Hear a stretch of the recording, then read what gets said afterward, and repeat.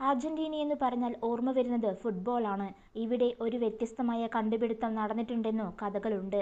ആ കണ്ടുപിടുത്തമാണ് മഴ പെയ്യിക്കും യന്ത്രം. അർജന്റീനയിലെ എൻട്രോ റിയോസ് പ്രവിശ്യയിൽ ജനിച്ച എൻജിനീയർ ആയിരുന്നു യുവാൻ ബൈഗോറി വെലാർ. ഇറ്റലിയിലെ മിലൻ സർവകലാശാലയിൽ നിന്ന് വെലർ ജിയോഫിസിക്കൽ എൻജിനീയറിംഗ് പൂർത്തിയാക്കി.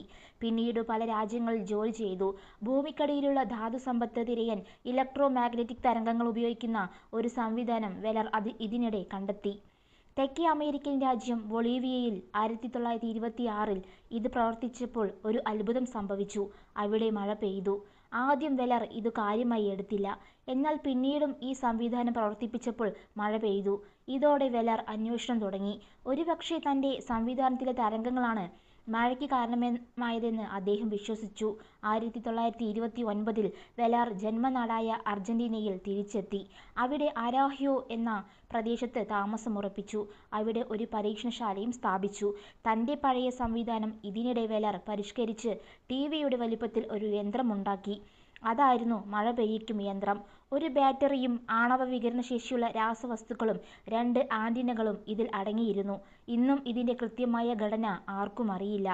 ആ വർഷം ജൂലൈയിൽ യന്ത്രം ഉപയോഗിച്ച് നടത്തിയ പരീക്ഷണങ്ങളിൽ പലയിടങ്ങളിൽ മഴ പെയ്യിച്ചെന്ന് വെലർ അവകാശപ്പെട്ടു.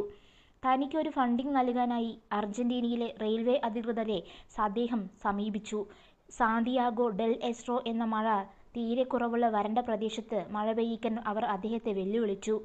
55 മണിക്കൂർ യന്ത്രം പ്രവർത്തിപ്പിച്ച് വെലർ അത് സാധിച്ചെന്നാണ് കഥ. പിന്നീട് പൊതുജനങ്ങളുടെ മുന്നിലും വെലർ മഴ പെയ്യിച്ചെന്നാണ് റിപ്പോർട്ട്. ഇതോടെ അദ്ദേഹം പ്രശസ്തനായി. അർജന്റീന സർക്കാരും US കമ്പനികളും പലതവണ ആവശ്യപ്പെട്ടിട്ടും തൻ്റെ യന്ത്രത്തിൻ്റെ പ്രവർത്തനവിദ്യ വെലർ വെളിപ്പെടുത്തിയില്ല. ഒടുവിൽ വെലർ ഒറ്റപ്പെട്ട ജീവിതം തുടങ്ങി. യന്ത്രത്തെപ്പറ്റി എല്ലാവരും മറന്നു. 1972-ൽ വെലർ അന്തരിച്ചു. യന്ത്രം ഏതോ ആക്രിക്കടയിലേക്ക് പോയി. ഈ ദുരന്തയന്ത്രം സത്യമോ മിഥ്യയോ? മഴ പെയ്തത് വെലാറിൻ്റെ ഭാഗ്യം കൊണ്ടാണോ? ആ യന്ത്രത്തിന് പിന്നീട് എന്തുപറ്റി?